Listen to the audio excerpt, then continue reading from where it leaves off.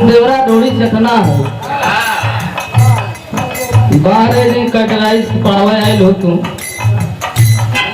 हम कदर ना पढ़ ले। खैर इतना इंटरटेनमेंट वाली बात होले कि आदमी बैठल हो तो चला धूम तरफ के मजा लेला और नहीं तो हमें ही लगत है हमार समाज जानत जरूर है मानत ना खाली जाना के तो हमार समाज पूरा जानत है। अब तो भगवाने समाज जा गई है। खैर तो गीत है एमे फुहर पातर भक्सावन गावे वाला हूँ गावत हूँ बजावत हूँ दुनिया एंटरटेनमेंट के मजा लेते हम दो चीज में आगे हैं लेकिन एक को कमी है। बाबा साहब ने कहा था शिक्षित बनो संगठित बनो संघर्ष करो तो हम बताई गई 3 पॉइंट हम के बतावल गए शिक्षित बनो संगठित बनो और संघर्ष करो। हम शिक्षित भी है संघर्ष भी करत है लेकिन संगठित अगर बढ़िया लगा तो ताली बजावा लोगे बात तो हमारे लिए ना बाबा साहब के लिए तो अनुभव मोहन जानने थे जब कैडराइज या कैडर पढ़ले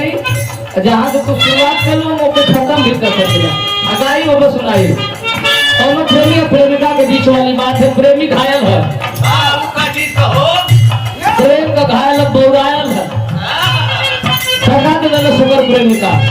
कस की जा मेरी जाने मन है मेरी माय डियर सानवी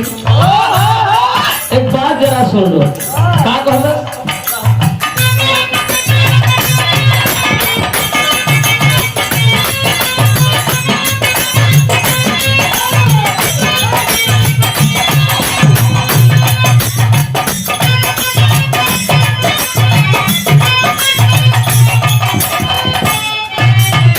यह कहला